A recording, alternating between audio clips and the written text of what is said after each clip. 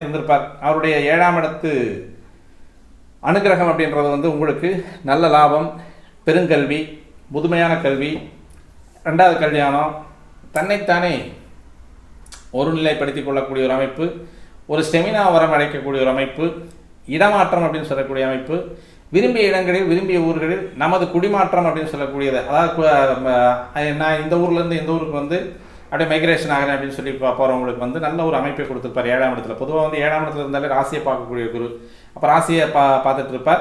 அதேமாதிரி முன்னால் பின்னால் அப்படின்றது வந்து 11ஆம் இடத்தையும் 3ஆம் இடத்தையும் பார்த்துட்டு இருக்கக்கூடிய அமைப்பில் 3ஆம் இடம் அப்படின்னு சொல்லக்கூடிய முயற்சி, நீங்கள் எந்த தொழிலையும் வந்து முன்னேறி இருந்தால், அதாவது முயற்சி செஞ்சுருந்தால் முன்னேறி இருக்கக்கூடிய அமைப்பு அப்படின்னு சொல்லக்கூடிய அமைப்புலாம் வந்து இந்த 7ஆம் இடத்துல இருக்கக்கூடிய குரு செஞ்சுருப்பார். திருமணத்தை அழகாக நடத்தி வச்சிருப்பார். எப்பவுமே இதுதான் குரு நோக்கம், வியாழ நோக்கம் அப்படின்னு சொல்லக்கூடியது 7ஆம் இடத்துல வரக்கூடிய குரு.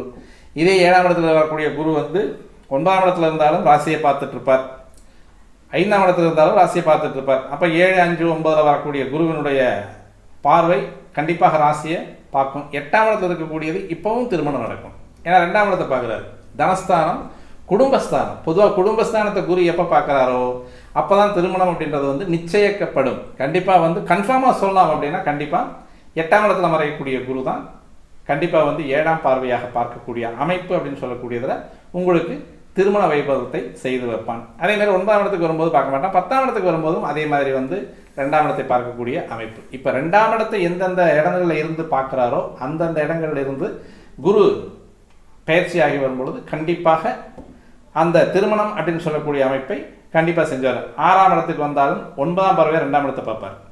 8ஆம் இடத்துக்கு வந்தால் 7ஆம் பார்வையாக நேராக வந்து 2ஆம் இடத்தை பார்ப்பார். 10ஆம் இடத்துக்கு வந்து 5ஆம் பார்வையாக 2ஆம் இடத்தை பார்ப்பார். அப்போது 6, 8, 10 இடங்களில் குரு வரும் பொழுது திருமண தடை விலகும்.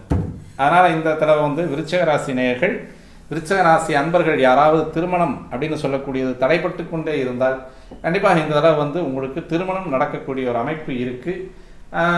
என்ன பண்ணலாம் அப்படின்னா, இந்த திருமணம் ரொம்ப காலம் உங்களுக்கு வந்து விலகி போயிட்டே இருக்குது சார், எனக்கு எதுவுமே வந்து கைகூட மாட்டேங்குது, வயசு 35 வயசு ஆயிடுச்சு, அல்லது பெண்களுக்கு வந்து 27, 28க்கு மேலே ஆயிடுச்சு அப்படின்னு சொன்னால் உங்களுக்கு நீங்கள் செய்யக்கூடியது அப்படின்னு சொல்லக்கூடியது உங்களுடைய ஆசான் அப்படின்னு சொல்லக்கூடியவங்க, பெரியவங்களுக்கு வந்து மரியாதை செலுத்துவது, உங்களுடைய தாத்தா பாட்டிக்கிட்ட வந்து ஒரு ஆசீர்வாதம் வாங்கிக்கிறது ரெகுலராகவே.